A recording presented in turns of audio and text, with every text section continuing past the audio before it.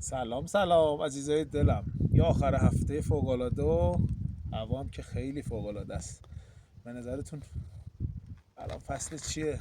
فعلا بریم یه صعود داشته باشه بالای کوه، ولی به صورت کاملا چالشی. خب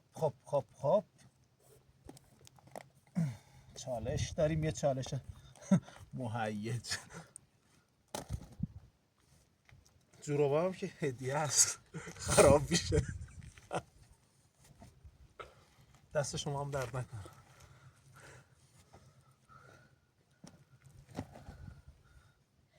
چرت ساده.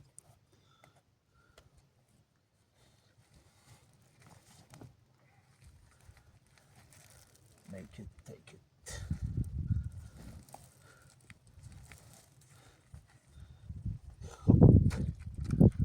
استایلم چطوره برای کوهنوردی؟ بریم.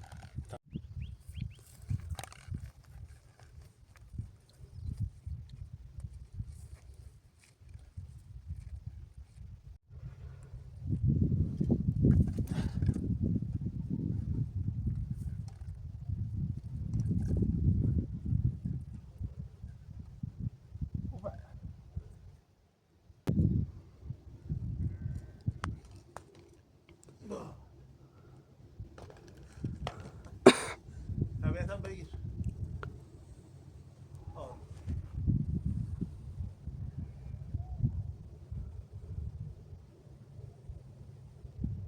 حالا میشه منم بگیر از اول.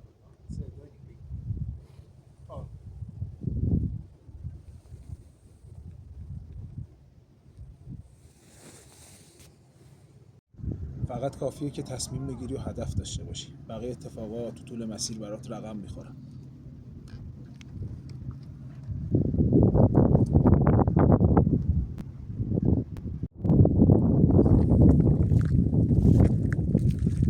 پایان چالش. خیلی وقت پیاده روی طبیعت رو نداشتیم. واقعا عالی بود. مدیتیشن باشه.